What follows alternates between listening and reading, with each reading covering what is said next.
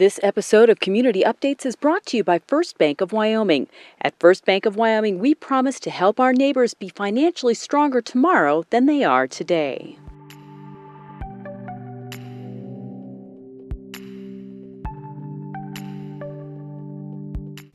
For close to 2 months now, downtown businesses have faced what was once an unthinkable scenario.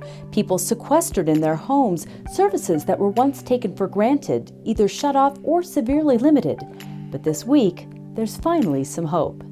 Beginning Friday, restaurants will be allowed to serve customers indoors. And for some businesses that have remained open during the pandemic, they're seeing more people walk into their shops than have frequented their stores since mid-March.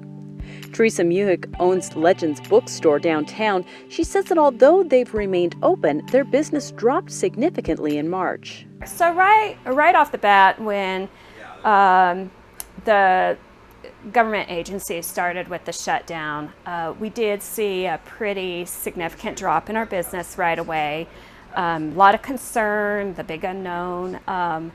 And then what we found is that as people were locked in their homes and faced with communicating with their family, they were looking for things to do. So we did see quite a bit of business with books, and then puzzles were a big seller for us, and also anything that was maybe school related, school workbooks, also crossword puzzle books, little craft things for the kids.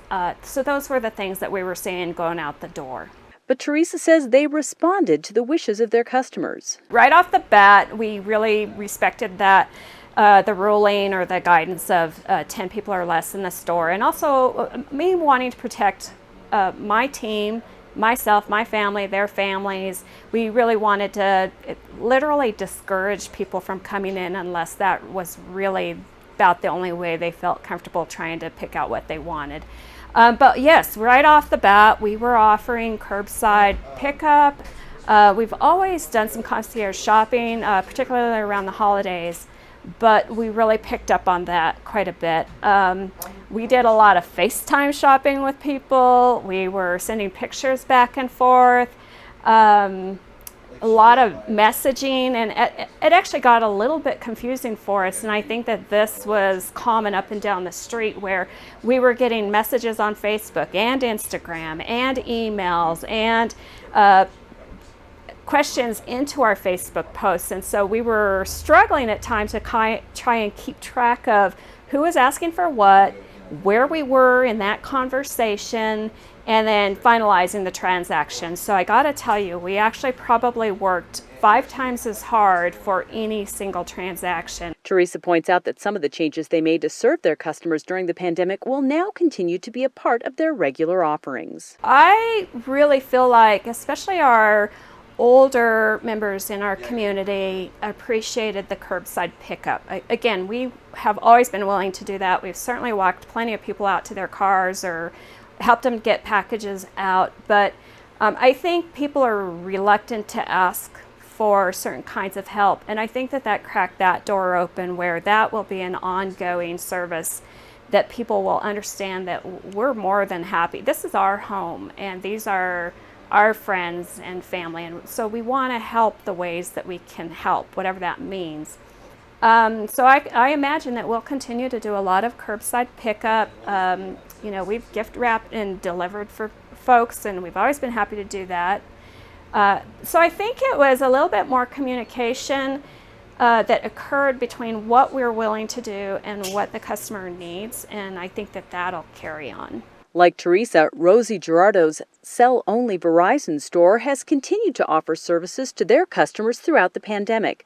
But she points out that because more people are staying home, their staff has been busy making sure people stay connected. We've been seeing less people coming to the store, more phone calls, of course, and we also seeing people using their phone more. So their phones are really, really needed right now. So we're taking phone calls and helping them over the phone to any technical support we can. We also seeing people needs more data and needs better features on their phone. Since some people is doing more Zoom meetings right now, some people is communicating with family over the phones. So now they are home, they have to see or they want to see their family.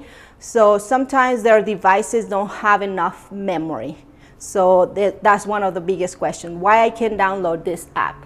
And then we go, you know what, your device it doesn't have enough memory to get this app. So and then we go and help them with that. Because more people are using their phones, Rosie says Verizon stepped up to provide better service. And Verizon did something where they update their data, 15 more gigabytes on the hotspots. So a lot of people has been getting hotspot for kids who are in school and they don't have that Wi-Fi home. So they've been really getting more of those out. The last month, Verizon was waiving activations fee. So that one was a really big help for people who was upgrading the phones. Right now, we still, as a sell only in this store, we are waiving our taxes on specific devices. And we're doing everything as we can for the customers. We're really doing our best to help them. But she says now that restrictions are lifting somewhat, she's glad to see more people come into their store in person. This week has been actually pretty busy. It seems like people's like, okay, we're getting out, you know, and we are one of the stores are open. So we went back actually to our regular schedule. Monday through Friday, we are 10 to 7. And then Saturdays, we are 10 to 5. Restaurants have been hit hard by the social distancing regulations.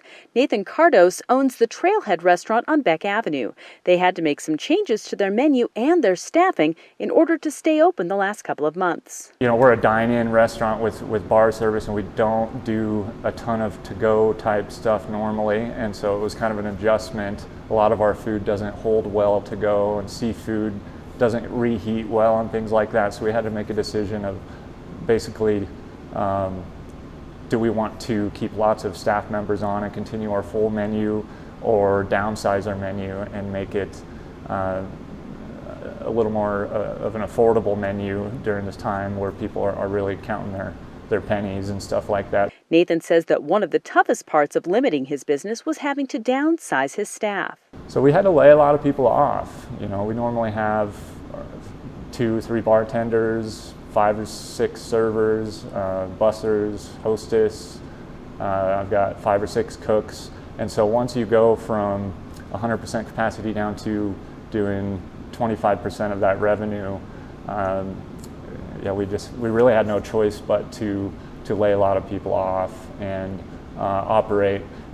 Thankfully, me as the owner, I can cook, and so I decided that just to be able to keep the doors open, we had to operate with minimal labor, and I was finally able to hire another kitchen guy back about 2 weeks ago, which was really nice. But this Friday, Nathan says they'll be able to let people in the doors again with some limitations. People sitting at tables have to be still 6 feet apart, so our tables are about 10 feet apart, and we still have to remove some tables, but it's going to be about half. It will end up being about 50% for us capacity, and also they're allowing outdoor seating where normally maybe they wouldn't. And so in our case, we have an area outside that we're makeshifting into an outdoor patio to help make up for a lot of lost seating that this is going to incur. So servers will be wearing gloves. Every single table has to be sanitized. The chairs, the hostess stand, there has to be hand sanitizer adjacent to the bathrooms. No larger groups than 6 people at one table, so that can be tough for families, so we're going to try to work around that as best we possibly can. Bar seating is another big one, because over here I think we have 6 chairs at the bar right now, where normally we have 12. And you know, the more we can do to make customers feel safe to come in, the better. So we've just been deep cleaning the entire last 2 months in here, and I think that's going to translate to the future as well, just staying very, very clean. A positive side of this shutdown is that businesses have been forced to get more creative, which Nathan says will benefit his restaurant in the future. Marketing has been huge. We've got a really awesome company we work with that built our website. It's called S2 Marketing with Steve and Sarah Resch, and they're incredible. They built our website for us, and just recently added an online ordering platform, so you don't have to call. Also doing specials and just doing things like meatball subs and things that are affordable and that are real homey and just easy to eat. I think one thing that could help a lot, that will be a huge help to restaurants around here in Cody would be, now that we have a lot less seating, being able to spread out reservations. And I think if you're willing to eat a little bit more later, normally on a busy night on Friday in the summer, people are trying to cram in from 5:30 to 8:30 so they can go and do other things. But I think a lot of people are going to want to support restaurants during this time where we have deficient seating, and so it's going to really help to be able to spread those reservations out. So the community can help with that by understanding that whole dynamic. However, Nathan expressed the hope that things will get back to some sort of normalcy soon. Hopefully the social distancing doesn't last too long, because a lot of businesses, especially restaurants, and in Cody especially as a tourist town, a lot of businesses normally have a hard time getting through the next winter in the first place, and so it's going to be really tough if they continue this all summer. So hopefully we're not continuing that, going forward. We'll be able to get this place packed and full and everyone healthy. But just as far as getting back to normal, I think that's the goal, is just to get back to what we were doing as soon as possible. Thanks for tuning in to another Community Update. First Bank of Wyoming is proud to be your community bank. To find out how First Bank of Wyoming can help you or your business, please visit their website at www.gofirstbank.com. If your business would be interested in sponsoring these conversations with local community leaders, please contact me at 307-899-2799 or email me, wendy@wanderwyoming.com.